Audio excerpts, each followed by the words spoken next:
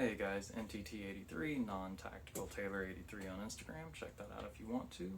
Please do, actually. And I always hate it when people say this, but if you can like and subscribe to the video, I'm not trying to get monetized, but it does help me know who's actually watching these and if it's worth the time. I get a lot of cool comments, which is helpful. Thank you. So, firearm has been checked and made clear prior to filming. Anyway, so the point of making this video was to answer a few questions regarding the flash hider and the platform in general. Alright, so this is just the stock AKV. So what I did is contacted PSA, purchased the barreled receiver kit, which really just comes with your barreled action, and you need to supply your own trigger. It does come with the safety, and it came with a muzzle device.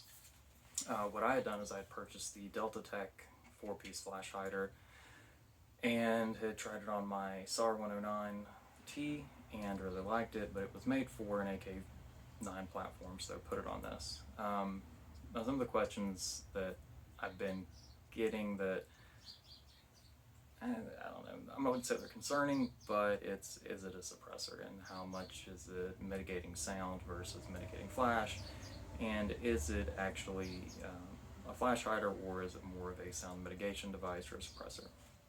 The answer to that is it is strictly a flash suppressor.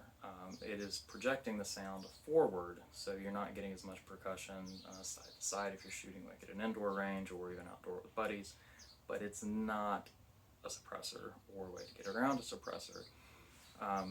It was inspected when it came into the US. I did order it directly from Russia, and it is probably one of the best compensators or flash hiders that I've ever purchased. You know, it's even, I've never used any of the 9mm Strela or Armacons, but on my 7.62 rifles and 5.56 AKs, I do run Armacon and Strela.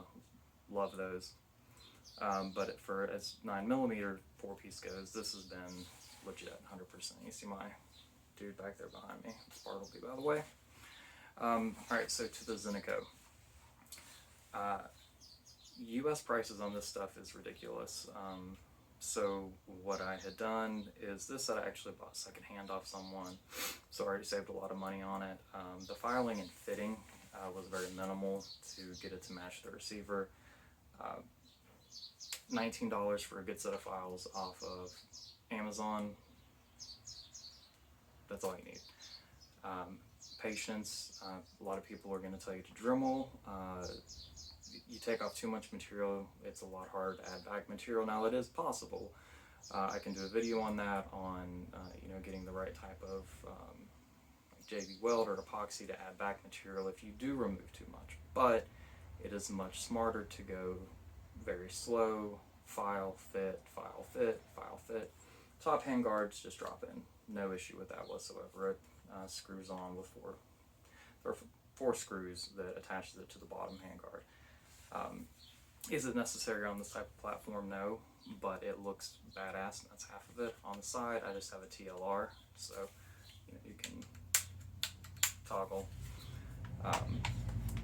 Now, the guys at CNC Warrior, when I ordered the brace, they contacted me and said that other people, due to the dongly bit puzzle piece back here, had trouble attaching their CNC Warrior, their brace system, to the receiver. So what I did is I just ordered the, he actually called me up, it was really cool.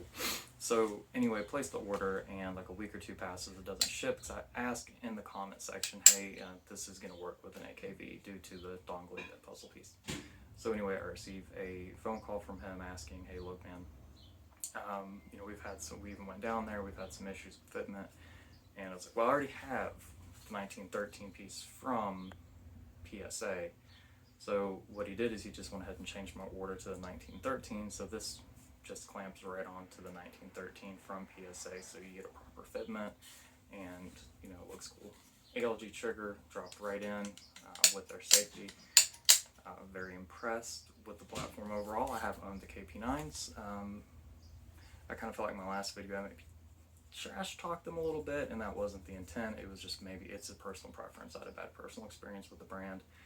And I didn't it's not that I won't own another KUSA product, I definitely will. Just when it came to the AK9 platform, I really love the availability and the price of their magazines. These PSA, the banana magazine cracks me up. But point being, I like the availability and the price point of the Scorpion magazines, and just this is a very enjoyable platform to shoot. I really probably enjoyed shooting this more than I did my MP5, or I do my MP5. And that's saying a lot because it's like a childhood dream gun. The CNC Warrior bracelet does come left or right hand folding. Delta Tech is half by 28 because I know that's going to be asked.